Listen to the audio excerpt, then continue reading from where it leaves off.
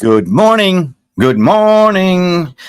As a valid question, as per usual, if you've been following this channel, welcome back to MUFC Realist TV. How do you feel to be a Man United fan today?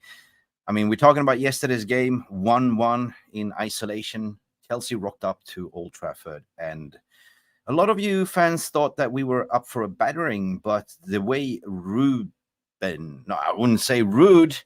Ball was set up, his team was a total different team than under Erik ten Hag. In my opinion, what we saw was a more compact defense. We isolated Cole Palmer. We didn't see Amaweki. We didn't see anything. No clear chances from them either. And we also won that midfield. What a lot of people were saying, that mind the gap between that midfield.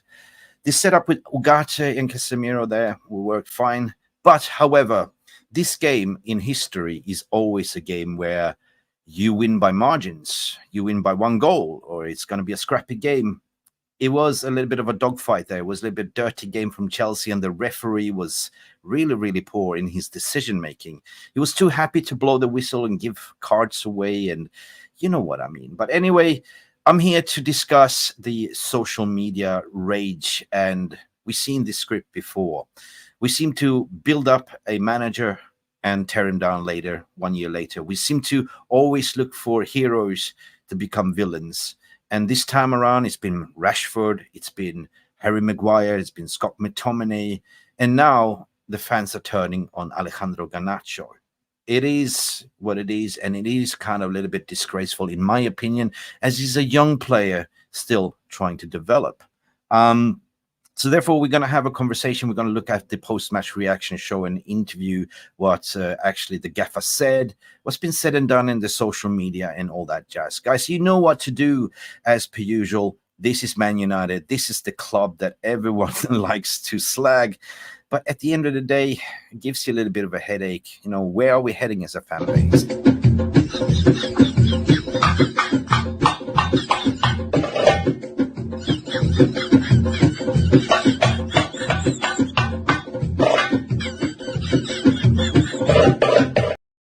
So by contributing to the show, make it make sense. Why are we all of a sudden always looking for a scapegoat, right? I don't know. Let me know in the comment section below.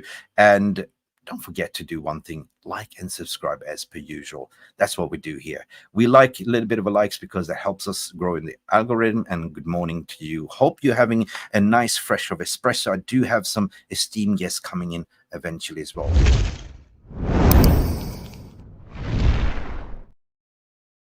So let me go in the comment section to see what you guys are saying. Y'all, I mean, good morning to you.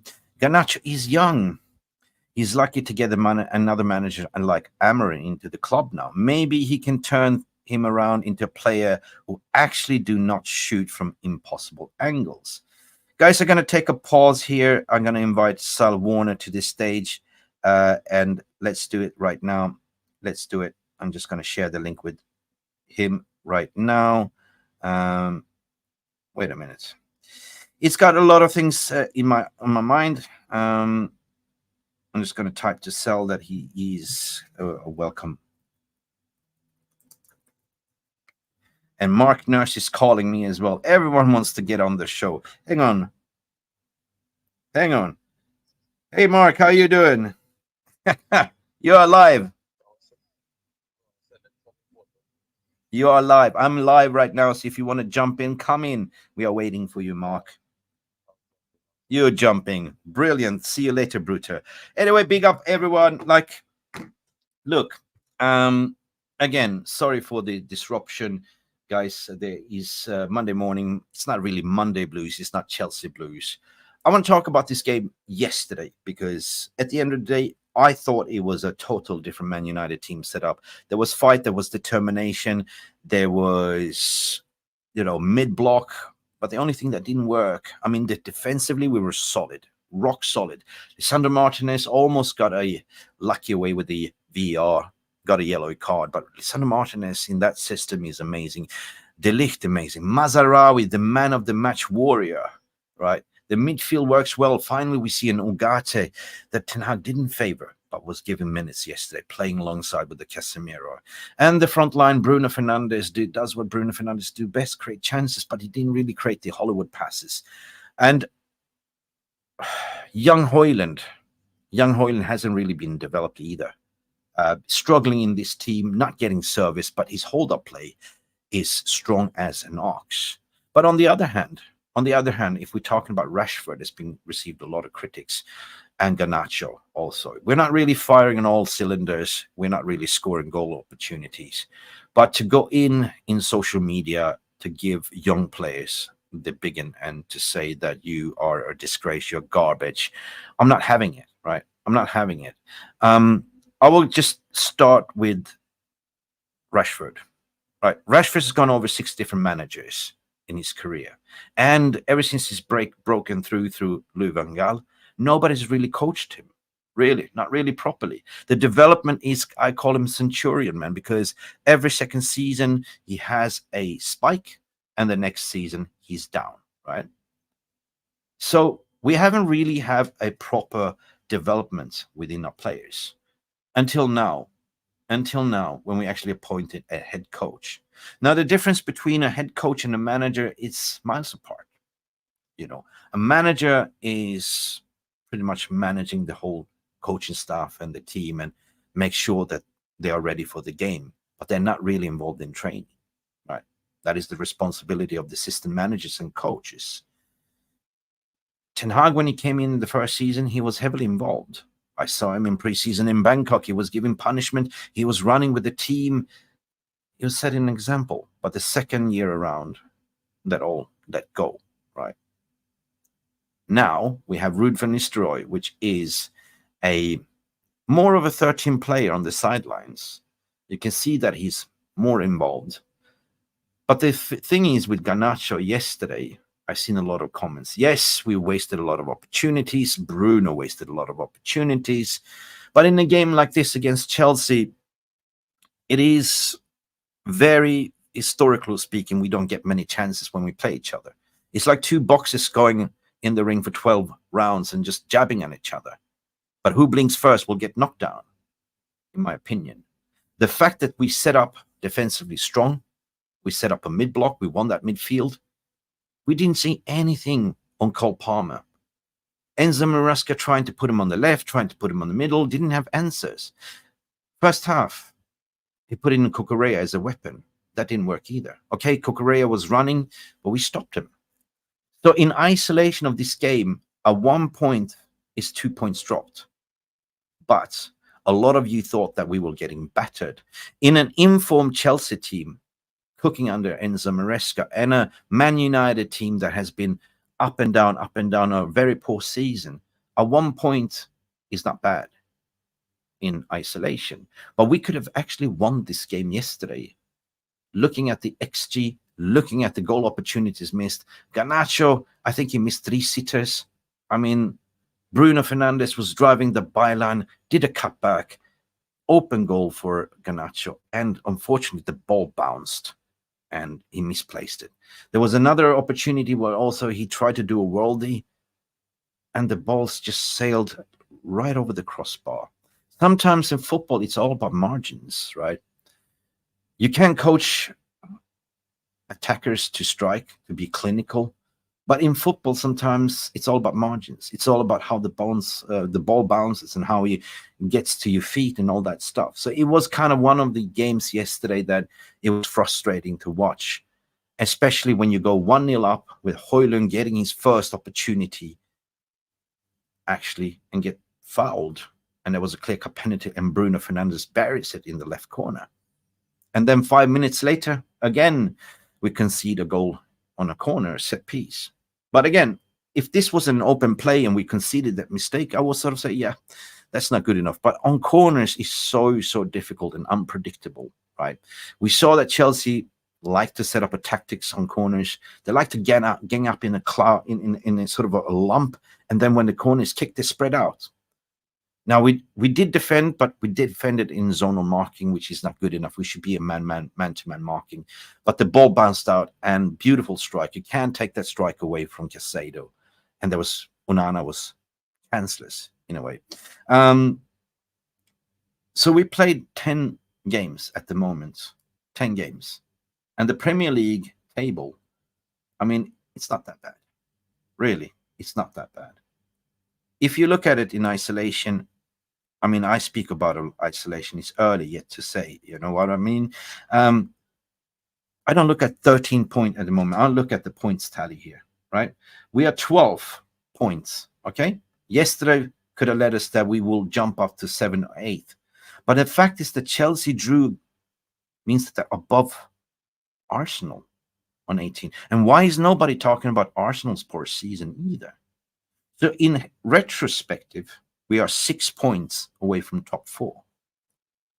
Let that sink in. 6 points. We saw what happened over the weekend. We saw that City lost, Arsenal lost, Villa lost. This is the top 4 sides that lost. Only Liverpool were lucky to win. So football is a yo-yo, right?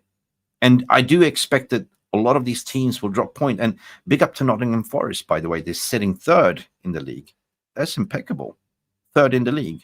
That is impeccable. So I want your thoughts and feelings before we engage further. I want to bring in my special guest, Mr. Sal Warner, into the stage. Hey, Sal, how are you doing? What's good, Mick? How you doing, my friend? How you doing? I'm just reacting on yesterday's performance. Slept on it 24 hours. I was quite adamant to say after my post-match reaction, it was a good game as a neutral. It had all the ingredients. It was dirty. They played dirty. We played patient. We had a mid-block. We had them on toast in the defense, but we didn't take our chances. We had chances, but we didn't convert them. What's your thoughts and feelings? I thought we were okay. I thought we could have won the game. If we really wanted to win that game, we could have won that game, in my opinion. Sometimes I feel like some of those players go on a pitch just to fulfill the contractual obligations. They don't really go out there to go above and beyond and sprint and run and fight to win that game. It's sort of like we're stuck in between a counter-attacking style and an attacking style. We're like sort of like statues at the moment. And I just feel like we just need to take a risk. We need to go for the game, show some belief, some composure, and because it seems like we're rushing things at the moment. We're rash. When we get the ball, we seem to, like, for example, when Bruno gets the ball, you know what? Instead of waiting for everyone to get into the game, he would pass a long ball, hoof it forward. Sometimes we've got to be a little bit more patient, a bit more articulate, so to speak, in regards to the way we play, because I do believe that, we could have won that game yesterday. And I feel like we should have won that game yesterday. Absolutely. Unfortunately, we didn't. Unfortunately, the game just flowed. It just passed us by. It passed us by. I like the double pivot. I did like the double pivot. I felt like it was good. But one thing we have to remember is that 1-1 still not a bad result against Chelsea. It's not. And we moved from there. But I felt we could have won that game, man. I really do. Yeah. I felt like if we really wanted to win that game, we would have won that game. 100%. Now, this is where I talk about margins, like, how the ball is coming to your feet, how you actually position yourself and bury it. I mean, Mark, big up to you. Long time no see, my friend. How did you, do you agree what we are saying? I mean, have you seen the reactions? What's your reaction of the overall game? Like, I thought that we were the better team at the end of the day, right? Possessionally, defensively, midfield. Generally, I think we were the better team. I just think that we allowed the game to pass us by, like Sal say. I didn't feel that we really wanted to win that game yesterday. I mean, looking at everybody, on all was like the double pivot. Everybody wanted to see Casemiro play with Zirkzee in the midfield because we thought that would always be a base, And when I saw that yesterday, I was like, well, okay, the midfield should be more secure. We should have that base to build on. We should be a little bit more compact. Of course, the defensive performance was good. we had that one mistake where that we allowed that goal to be scored. But I think the similar problem from this season, the beginning, is the same problem now. We are unable to score the chances that we create. And that is the big problem. And okay, well, Garnacho getting some heat.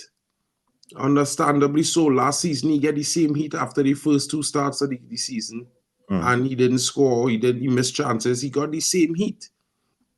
Now, what I would say to fans is we need to keep the energy. If you're going to crush it on Garnacho, Ahmad started the first 4 games of the season. You have less output. Of course, a lot of people would say Garnacho is a better impact sub. But as a young player, the onus is to make an impact wherever you get the minutes and opportunities to come into the game. So it's not like I can't say one for Ahmad, one for Garnacho. I can say both of them because technically they're both breaking into a first 11 senior team. One in his second year breaking in, the other one in his first year as a starter. And they need time. The biggest issue is that these young attackers, whether they're 21, 22, 19, 20, they need time. So while we are disappointed about the result because we should have won that game. Yeah, we should have. I felt like we gave Chelsea the opportunity to come into that game and get the equalizer. That game should have been done and dusted since the first half again. We had enough chances and we're not burying them. So what I would say to fans is, it does not make sense to be on a player and say he's shit because it's not going to make him better. Yeah, I mean, that's the whole purpose of this video because, I don't go in on young players. I take Rashford as an example. It's down to coaching. Rashford's gone over 6 different managers and hasn't really been developed. He's 27 years of age. Garnacho, what? He's 20, right? He's been giving his first minutes under Erik ten Hag last season. He's been overplayed, not really been coached. They haven't had time to coach, right?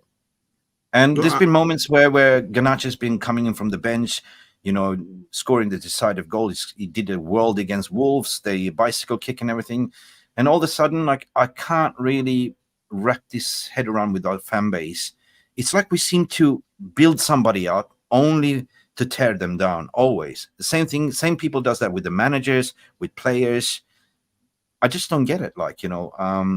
It's disgusting to see, in my opinion. I want to share the screen, guys, while we're on the topic, if you don't mind.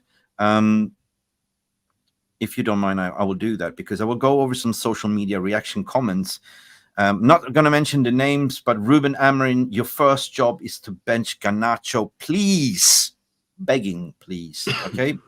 And then you go on with Troll Football saying Garnacho lost both games. Right? You see how the knives are coming out. These people loved Garnacho, right? But now they're looking for a scapegoat. We've seen this fan base doing it before, not having it. And then we have, with all due respect, Garnacho, you're not that good. Right? Then you go think Garnacho might be the most selfish player I ever seen play for us. Mazarawi got a heart problem and he's still running like a madman to overlap for this incredible to refuse feed him the 3-yard pass. I think that this is fans being overreactionary. I think that they are looking for a scapegoat as per usual. But I'm not having it because you know what? You don't go in on a young player that's 20 years old. He just got started his first senior appearances.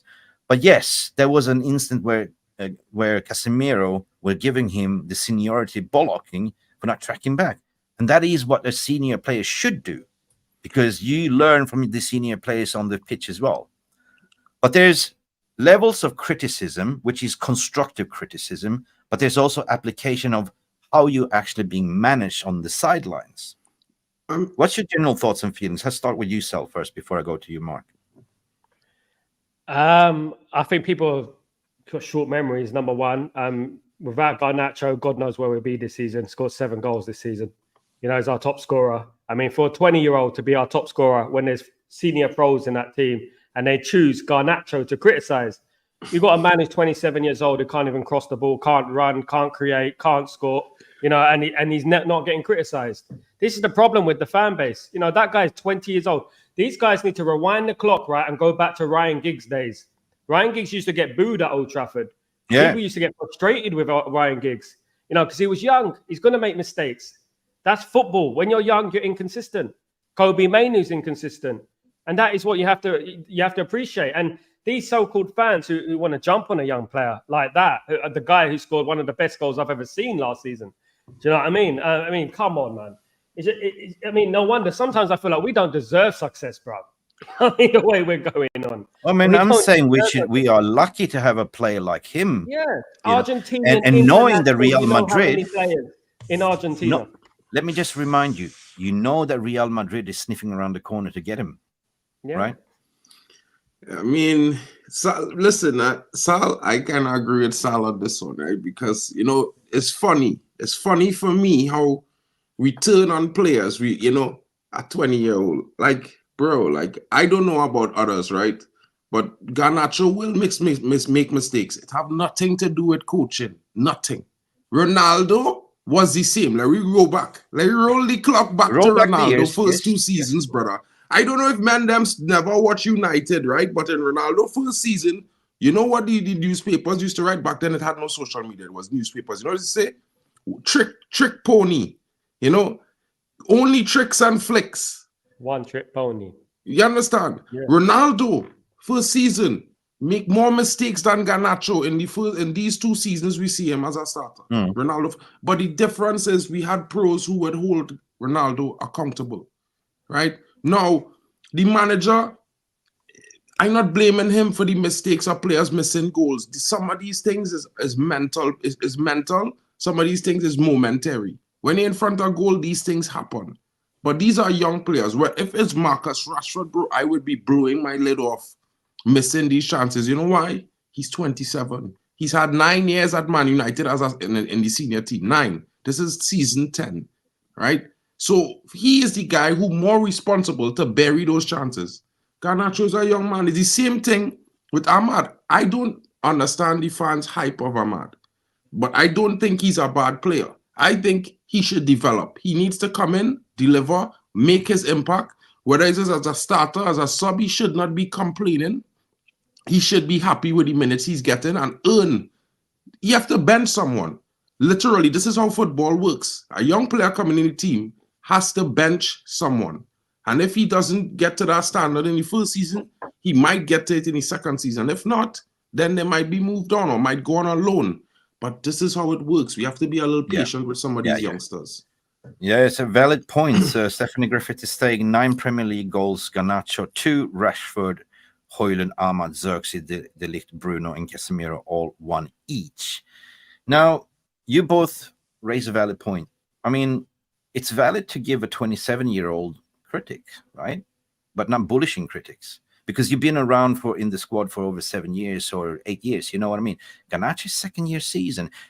It's all about development, and it's all what you said about Ronaldo and everything. They all did mistakes. This guy's still learning, and I believe that he hasn't had time to be coached. He's just been thrown in the lion's den under Ten Hag, gave him a chance, and now Ruben Amorim will come in and probably set it straight. You know what I mean? But what I'm seeing in social media is what it's bothering me. You know what I mean? It's really bothering me as a fan base, as a unity, because I've seen this so many times that we are, bigging up the player, and then we start hating him. We try to, get rid of this player and we will be better. Get rid of this manager and we will be a better team. It's the cycle. It's the cycle that goes over and over again. So yes, I must be, agreeing that yesterday he was a little bit selfish. There was an instance when he came on the left wing. Instead of squaring it out to the right to Ahmad that was free, he shot and the ball went wide.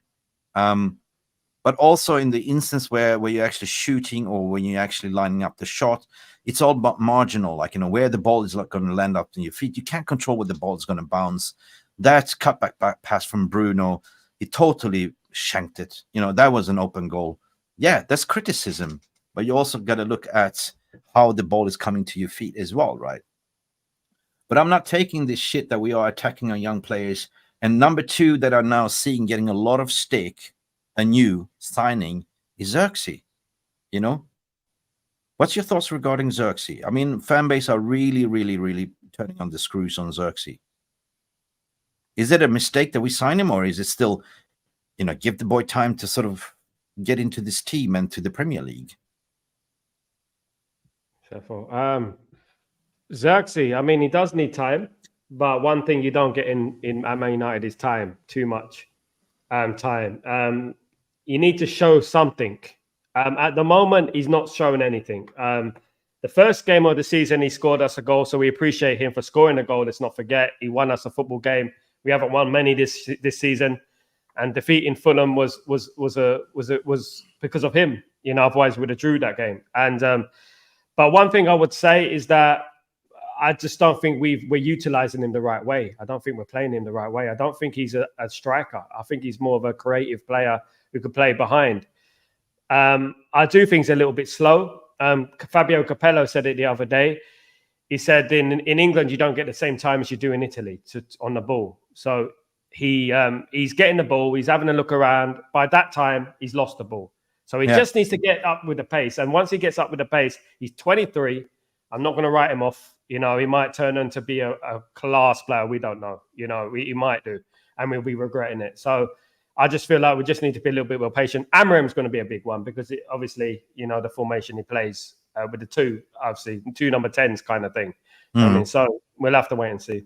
So, Mark, you think that he's going to play with, you know that Amorim likes to play with the strong striker that will chase the channels, chase the ball, and that Gyökeres guy is kind of similar build to Rasmus Højlund. Rasmus Højlund does have the pace, doesn't get the service, but do you think that he will shape Højlund and he will also develop the number 2 Zirkzee to play together?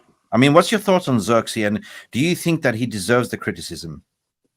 I mean, if some criticism will always be fair. I mean, if a player comes to United now, we could all blame coaches for some things, but these brothers went to academies for years, probably a decade before they came to professional football. So they should be coached on the basics. You know what I mean? They should be coached at a certain level of proficiency. This is why they're professional players. We bought them from a club performing well. So I really just think that patience. Zirkzee came from the Italian league. So from the moment he was coming from there, I already know 5-6 months until he really, unless, you know, he had one of those good runs, and these things rare in football that players will hit the ground running. I mean, if he was coming from Bundesliga, maybe Ligue 1 or La Liga, it might have been a much closer pace fit, but Serie A is pretty much slower. So I would not be too much mad at him. I mean, I do get frustrated with some of the shots he takes and the misses, but he gets in the good positions and he creates chances. He also has a few assists as well. I think that's important. Now, he might not be scoring the goals we want him to score. He might not be at the pace right now, but that doesn't mean he won't get up to the pace. You never know. Come January, he could be a different player. Amorim is going to use this squad differently. The only thing I would say and suggest to everyone is that with Amorim coming in, we should, you know, kind of, I'm not saying give any player a clean slate, but Amorim is going to have a different idea to all of us.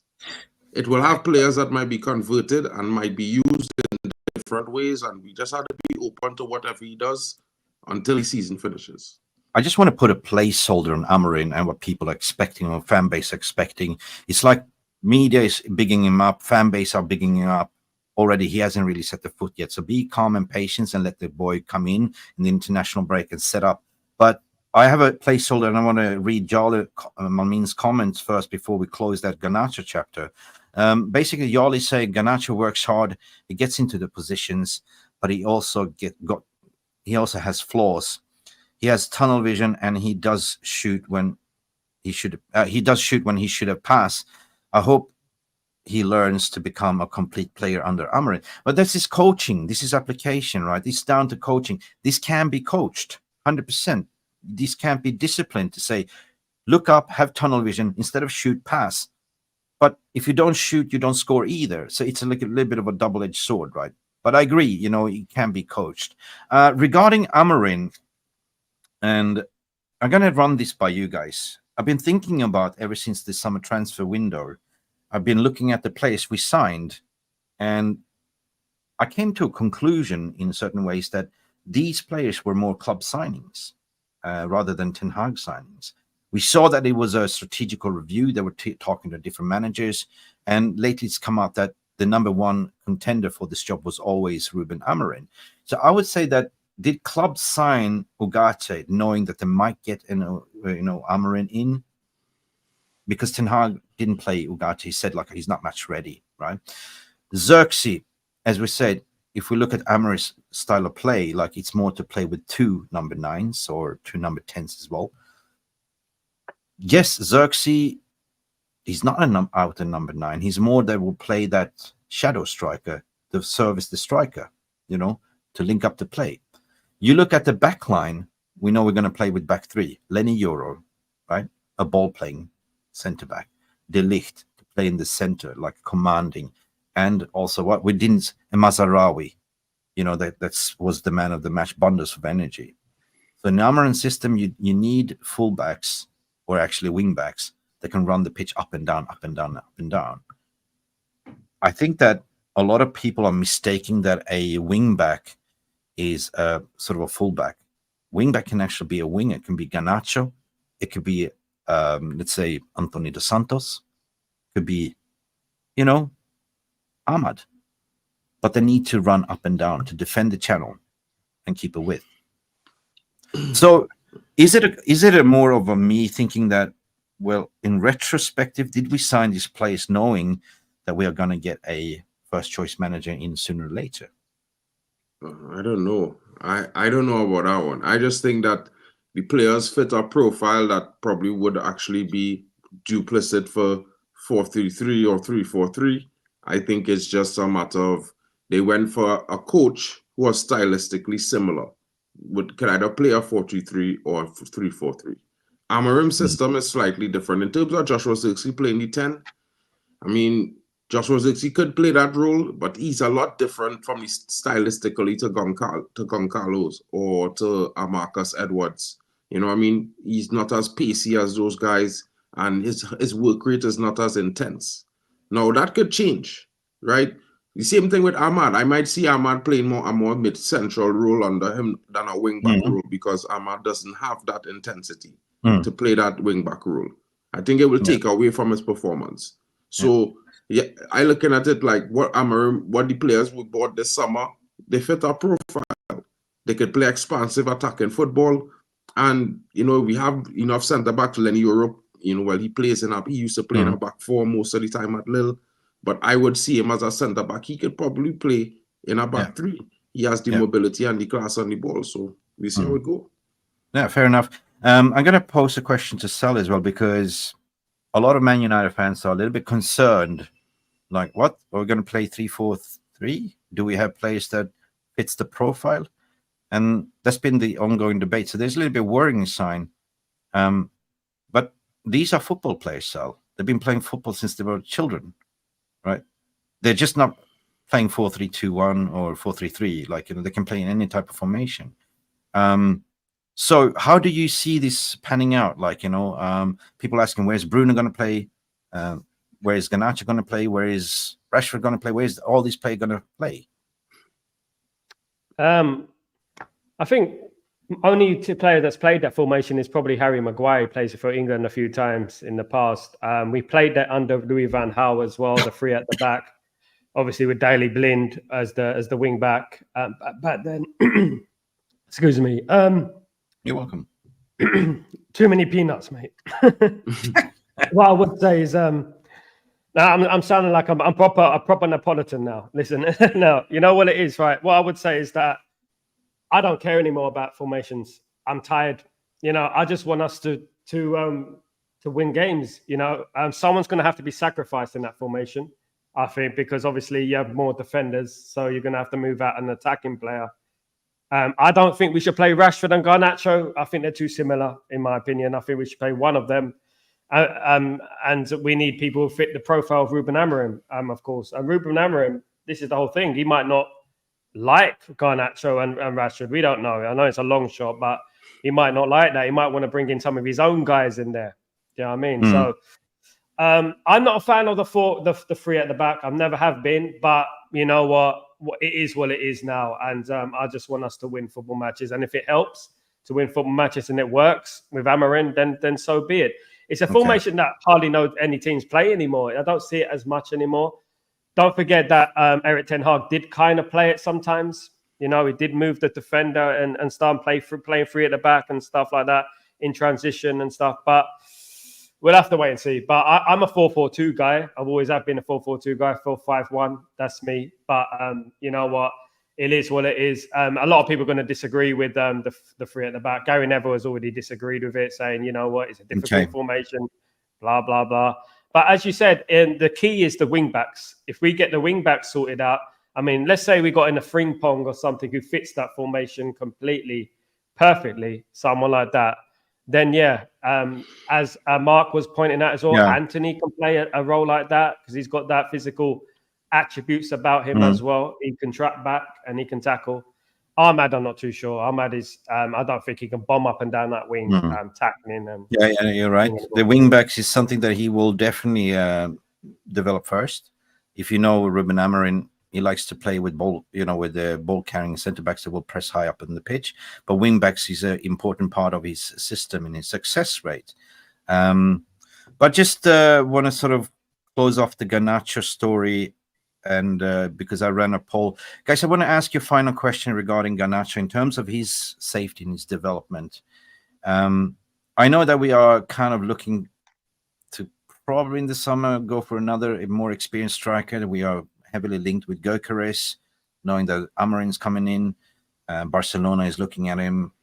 We need that kind of profile striker. We cannot just play two strikers. Wing backs, I mean, Mark, we're talking about the one that we let go, Alvaro Carreras Fernandez. There's in January window, 16 mil. Would you go for it? 100%. I saw, anyway, some of the players I would get rid of in January and make some swaps. It would be ridiculous because I would certainly move Luke Shaw on immediately with immediate effect. Like if I have to release his contract, I'd release it. Malacia, I want to give him a chance on at least to see if he could come back and play some games before the end of the season. But if he doesn't, summer, I'd move him on as well. I would go with a fresh left back setup, bro. Harry Amas back up to Alvaro and done and end the discussion there one time. Because it's for me. Yeah. Sorry. So a final question for you, my friend. Knowing that Amorim likes to bring up youth, has been his success, brought up 24 academy players in 4 years, won the league twice. Who would you think that he will look at academy to bring into his fast track into the first team? Like, knowing that, we need wing backs, we need midfield. Who would you think? I can see him bringing Coney in there. I could see him bringing Obi Martin through as well, definitely, going forward. Mark said it there, correct. Harry Amas definitely will be coming through that team. Murray might come through that as well. There's a number of players coming off the conveyor belt. I like Cher Lacey. I'm a big fan of Cher Lacey as well, and Fletcher as well. So Fletcher as well. There's a been lot knocking of on the door. Fletcher's been knocking on the door. One thing we know is that he understands what Manchester United is, and he has the similar philosophy to what we're about: youth, courage, and success. And I think we've gone away from that a little bit, because we're too scared to try something different, so we're playing the same players over and over again. But here's to hopefully that he does. And if he does, he needs patience. As long as the fans see a vision, I think that's what we're lacking at the moment, is a vision at the moment. We're seeing the same thing over and again. If he starts playing young players, we will see the vision, and obviously we'd be more confident going forward. Absolutely. 100%. This might be a career revival for Anthony, as what you said. I mean, Mark has been the big advocate. Play him as a left back winger. Yeah, Stephanie Griffin saying that. Yeah, he's a tenacious player. You need players who have that drive on the pitch. You need players who are willing to give that everything. To win the ball, whether it's just an extra tackle or extra foot in, go into challenges. You need players like that because they help the other players keep their intensity levels up. They lead by example on the pitch. I mean, he has not been in great form, but we know what he's capable of. We've seen him at Ajax. We've seen him perform at his best. When he's at his best, he's really good. So I would say give him a chance. To have other young players we could bring into the squad. The most important thing right now is being patient because the transition has been long. And, a lot of people would say we've been through this for the last 12 years, but at the same time, we've been taking steps over the last 2 or 3 maybe to try and change the situation. Now, of course, we want a more steady progression of everybody want to celebrate victories And you don't want to have bad performances, but in a rebuild situation, it's not just about buying new players, bringing in a new manager. It's also about the fan base, being patient to support the team through the transition. And it's not always going to be smooth sailing. So I hope that everybody could be a little patient with Ruben when he comes in, because we're going to need it. We're going to need it. Yeah, I was running a poll during the live stream, and the question was, should Garnacho be dropped? And 69% says no. I will end this poll now and go back to you guys. Like, the problem is what we had in the squad under Ten Hag was that we had 2 star boy players that were performing, but both are left wingers. And we see even Ruud was picking both Garnacho and, Rashford, but shoehorning one into the right. But do you think that the solution here would be to bring in Garnacho? I mean, do the right thing. Just play one left wing and a proper right winger in Ahmad, and bring in Garnacho as a impact player. Like when the left backs are tired. I mean, we've seen him coming off the bench as a super sub and just deciding the game. Maybe Rashford could be the super sub. I don't know what Sal thinking, but for me in the last couple of games, it's a positive headache, though. Yeah. If you're talking about Garnacho, like what people saying is trash, should be benched. Is it just better off to take him off the limelight, put him on the bench, bring him in, developing, and bring him in as a super sub, and then start him? You can't develop a player if you don't play games, so yes, you have to play. And Garnacho, for me, performing better than Rashford technically, so I would start him and make Rashford fight for his position. I mean, he's a senior player, and he's being a bit complacent with his performances of late. So, and last season, and I'm being generous, because last season was horrible for me. So I think, Rashford comes off the bench, start Garnacho and Ahmad, and let the other fellas fight. Everybody should be fighting for their spot. There should be no, unless it's the captain, which is the only spot, and the goalkeeper, that I might say, well, those guys, they could maintain their role even if they have a not so good performance, because they have a significant role in the squad. The rest of players should be competing with other players for the positions week in, week out. Sal, something struck my mind. I forgot we have a Mason Mount in the squad. Where will he fit in? Will he fit in? Can he play a wingback? Oh, goodness me. No, I wouldn't myself. I would, if I was Amarin, I would want my own player in there. I wouldn't get Mason Mount. I've never been a fan of Mason Mount. I hold my hands up, even when he was playing at Chelsea, that one good season, right? I mean, even Gareth Southgate dropped him from the England team, and he's Gareth Southgate's pet, and he dropped him from the England team. I don't know why we signed that guy. Was it for shirt sales? I don't know. But I agree with Mark there. I mean, Rashford needs to be dropped, and it should be Garnacho and Ahmad in that team. Their positions are going to be under threat, obviously, because of Amarin's tactics. He's not going to be playing the wingers, so to speak. He's going to have the wing backs, so they're going to have a problem there. So he's going to have to drop one of those players. I mean, I would try Ahmad and Garnacho for the time being and let Marcus Rashford fight for it. I mean, I think we should cash in on Marcus, if I'm being honest now, because, a Man United player, we should never have to motivate to play for the club. It seems like we have to motivate Rashford. We have to stroke his ego a little bit. It's a bit like he's paying Man United. He's paying Man United to play for Man United, and that's the problem with him. And I feel like we should move on from that. Yeah, I mean, that kind of differentiate giving Garnacho the stick versus a Rashford that's been in the club for ages, survived 6 different managers. It's okay to apply criticism, but to have abuse is not okay. And to summarize with the thumbnail is that it's an absolutely disgrace to go in on a young Garnacho second season, as a full first team squad member. Yes, you make mistakes as a young player, but there's plenty.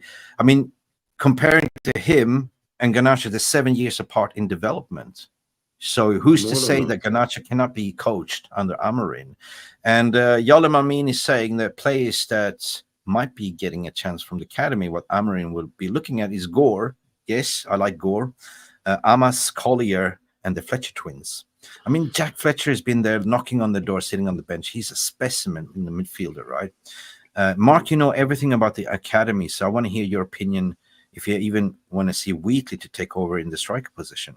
Well, Wheatley's already the third striker in the team. I don't know if everybody conscious of that, but Wheatley is the third striker of the team currently on the squad list. Obi Martin is said to be, fast-tracked as well, but he's not yet in the senior setup. He trains with the senior team, though. I think some youngsters you have to look at it like Joe Scanlon. He has been developing very well. Jack Kingdom as a center back, very, very potent player. He's been playing for the national team. I believe he's Irish. He played for the national team twice with Scott McTominay in the recent international break, was one of the standout performers in the team in the last game that they won. There's other youngsters. Shea Lacey has been mentioned. I think he's a class youngster. He's young, 17. He has a lot of improvement to go. He had a bad injury just like Gore, but he's still recovering. Dan Gore, however, has been back to his best after his injury. He's been man of the match performances 4 games in a row for the youth squads. Both of them, I should say. Yeah. I think there's lots of youngsters. Habibo Ganayi is not one to forget, because I think he can play that right wing back role. He's a winger by trade, but is a very, very good defender, and he could play left wing back as well. So there's options there in the youth team, lots of them. Let us just summarize in an analogy. We're getting a new head chef to a restaurant, which we haven't really tasted his food as of yet. We're just second guessing what kind of ingredients, what will he serve as a entree, as a dinner, and a dessert. So now we're just speculating, what would be the flavor of the month, and who will be the star player in here, and who will be developed. So fine, we can speculate, but I would say the proof will be in the pudding. At the end of the day, is what we always say. Mount will play a number 10, according to Yolim Almin. Well, we will never know who's going to. Yeah, he can play. I don't know if Mount will even be in the squad past January with his injury problems. He's been injured for almost two full seasons. I don't think that is something United is going to wait for, especially with this new structure. Yeah. Jack Reacher is saying something very interesting. 80% of success in life is just actually turning up. It is. 100. But to put in an application. Anyway, guys, I want to just round up with with Ruud, what he said in the post interview yesterday. Ruud, I would say that before I continue with this video clip, I want to ask you guys, would you mind to see Ruud still remain in the club? Start with you, Mark. Quick and short. Or Sal. Yeah, I think he should go when the new manager comes in with his staff. You think he should go? Yeah, I think he should go, because it's not going to be cohesive. The staff already have their team chemistry, the way they want to work. Who doesn't know that? And I don't think he's gonna have a major impact either way. So might as well let him go. Okay, playing devil's advocate, Sal. You can defend. No, you know what? When we think as fan base, we're a bit nostalgic, isn't it? As fan base, we get emotional with players and stuff. But you know what? One thing is, we've learned our mistake. We should have learned our mistake from Ole Gunnar Solskjaer all those years. There's going to be too many chefs in the kitchen. So I just feel like they let him bring his own team in. No excuses. There's your own team, and there we go. If Ruud can come back later down the line, if God forbid Ruben doesn't do well, God forbid, and then yeah. But at the moment, I think Ruud should just go off and manage somewhere else, get a bit more experience, because I just feel like, we're getting a little bit too emotional and attached to these players. I think that in 2 interviews in a row, he's been clearly stated he's here to help in any capacity because he loves this club, right? He's here on the contract as assistant manager, and he wants to help in any capacity to bring Manchester United where we belong. Now, I wouldn't mind, and knowing their finances, that we want, under contract, you need to pay them off. And I know for a fact that they will not bring all, Amorim's coaching stuff in right now. So from a leadership perspective, from a respect, what I see now in a communication perspective, having those 2 shitsters on the touchline, fuck me. You know what I mean? It might be a good combination, but it's down to the head coach if he wants them. Ruud has come out to say that, look, I'm willing to stay under contract. I will go back to my interim. We don't know what's going to happen, but I wouldn't mind, as long as he's not the head coach. He's a striker. He can develop all the strikers, the attacking line. And is an asset. It's an asset. I kind of disagree. I think we've seen what he. I don't want to criticize Ruud, but I think we are a bit too nostalgic with the fact that he was an amazing striker for the club and he achieved things, he won things here. But in retrospect, he was the attacking coach and we can't score goals. Yeah. So and the realistic thing is that there was an announcement this week where Ruben has his 5 coaches coming with him. Where is the room for Ruud? So I think that maybe in the last press conferences his speaking was more of a plea, to kind of audition and see whether if Ruud will have him in his squad. I don't mind. Yeah. I don't really mind it, but I really and truly I don't. The energy that the fan base had when Ruud came in as an assistant manager was, he's going to take over from Ten Hag. I think that undermines the manager, and that's a major problem. We cannot have that. I kind of agree what you're saying there, because what Ruud's been saying is kind of a plea to say, hey, keep me. I'm here to help you. I want to be here in any form of capacity. I love this club, right? I've been, ever since I left 2006, I've been a fan. I've been watching us falling down in the abyss, and I'm just here to help in any form of capacity. He's been saying that. Maybe it's him, speaking out. He knows that Ruben will listen. But as Kenny Fan TV is saying, if Ruud leaves, I don't have a problem with that, to be honest. At the end of the day, it's footballing business. And the thing is, we don't know what's going to happen. Nobody really knows. But for now, he's an interim, second game in charge, hasn't lost the game as of yet. And I get that with nostalgia. Let's just play the clip from yesterday, if you don't mind, guys. Just want to bring this to the stage, people. What he said in post-match interview yesterday. Let's just rewind the clip. Ruud, 1-1 in the end could have been very different, though, couldn't it? Yeah, I felt, and also the team were slightly disappointed after the game that we didn't take the 3 points, because we felt that we had the better chances to score the second one, and then because we hardly give anything away. The header on the post with a corner kick, and of course the second phase corner where. Sorry about lag. It was an unbelievable volley from Caicedo that went in. But other than that, there weren't many chances for Chelsea, and we had the better ones actually to score the second and win the game. But I think overall, what was very satisfying to see, that was a fighting team there with a great spirit. Players showed up, and many very, very good performance I saw, and a great connection with the fans too. So overall, an important performance to build on. Chelsea can occasionally, their physicality can cause some teams to sort of shrink away, but there was none of that from your team today. Fought for almost everything. Totally. We fought for every inch. Players were fantastic, left everything out there, what they had. And it was a good sign. They were disappointed that we didn't win this game, because doing this is the foundation to win football matches. And if we can keep this up, this spirit and fighting spirit as a team, then some better performance will come. Exactly, guys. Sorry about the lag. Guys, this kind of summarizes what I think what Ruud was saying here. I'm not going to play the whole clip because of copyright issues. This is what I saw yesterday. The players rocked up. They was fighting for every second ball, first ball. I think it was more control and balance. And having Ruud is a totally different mentality, I think. And he demanded more.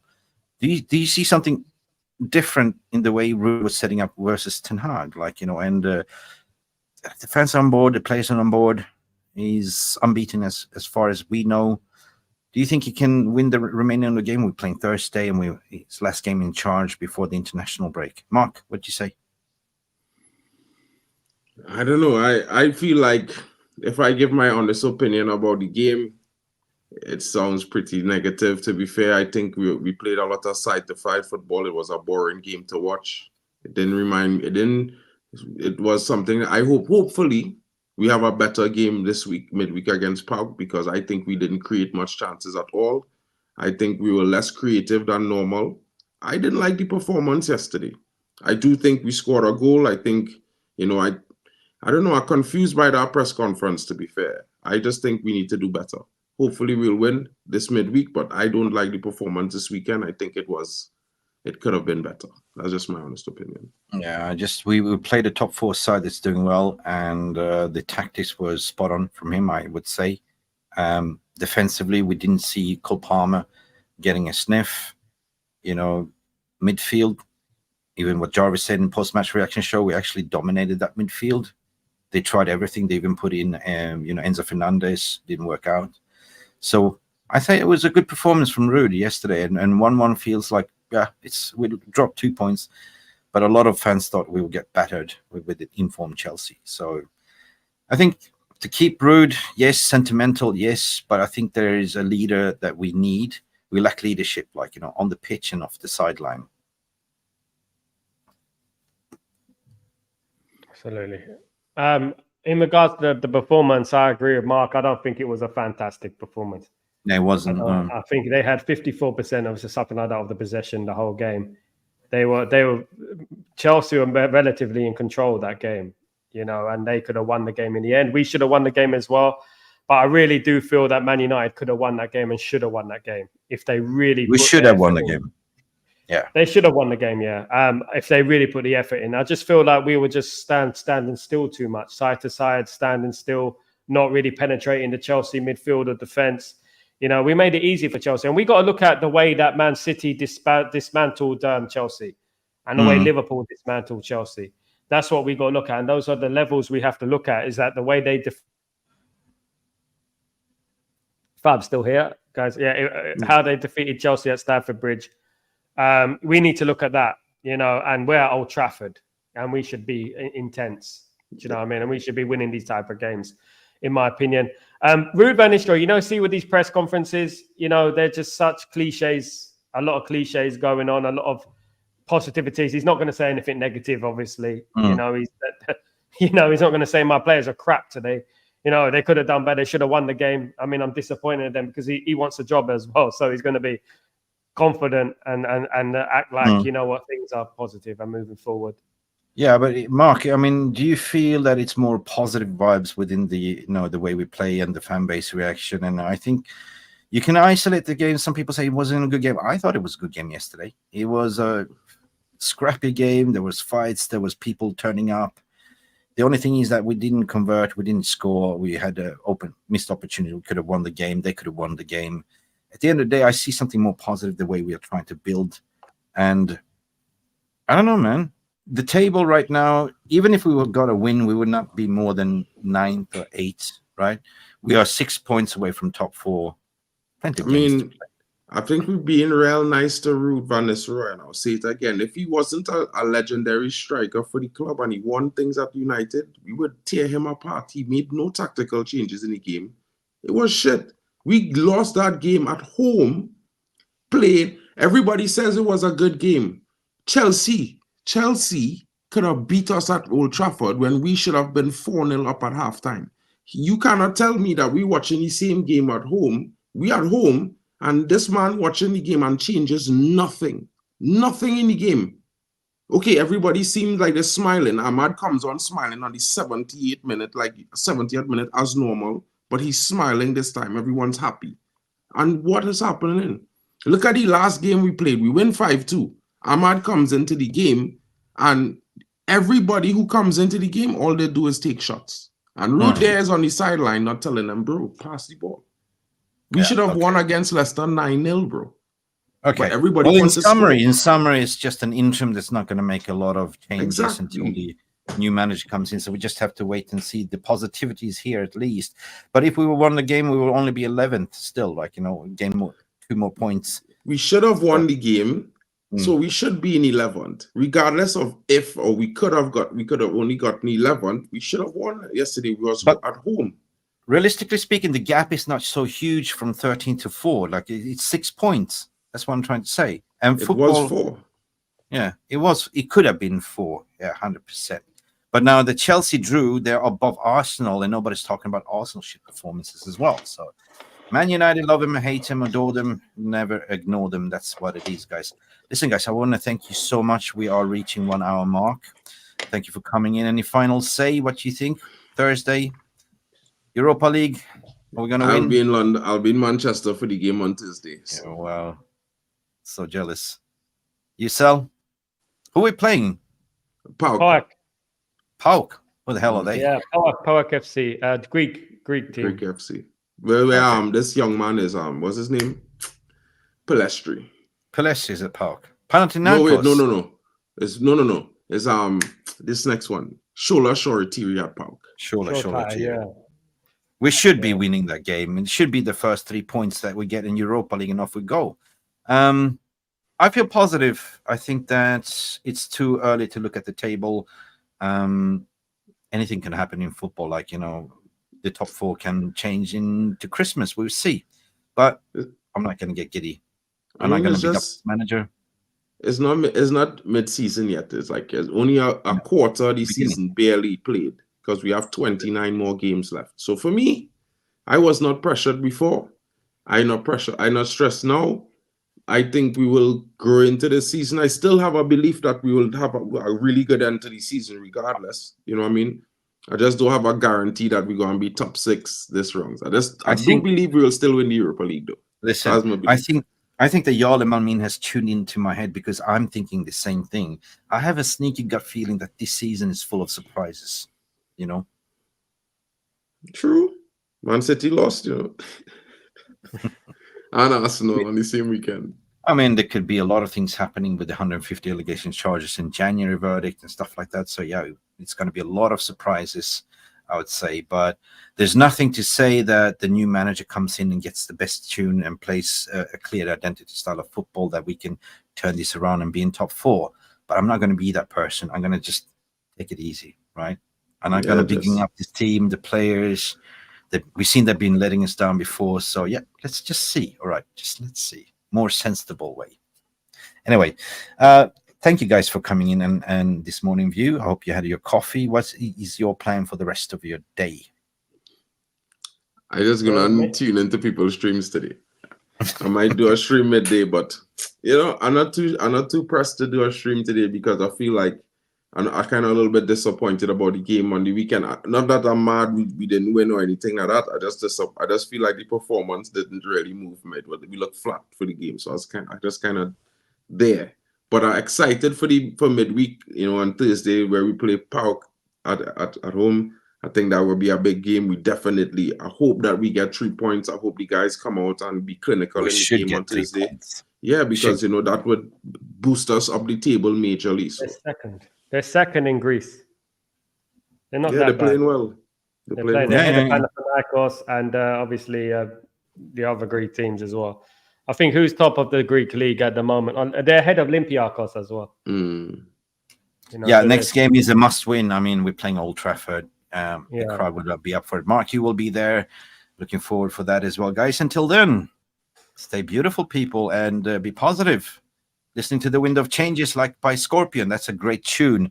This has been Mick here. Of course, Mark Nurse, the MUFC fan. Go check out his channel. It's been a while since we did a stream together. Sal, as per usual. The 3 amigos, the 3 musketeers, providing you great content with balance. It's been a great discussion. Garnacho, don't go hate on Garnacho. He's a young lad. Support the team, for fuck's sake. And we're not going to say trust the process, but... Just back the thing, man. Just back the thing. Okay. Take it easy, beautiful people, and talk to you till next time. Bye. Glory, glory, Man United. Or like Papi says, go, go, Man United. Cheers. Thank you so much for stopping by and watching MUFC Realist TV. Don't forget to like and subscribe and follow us on the socials.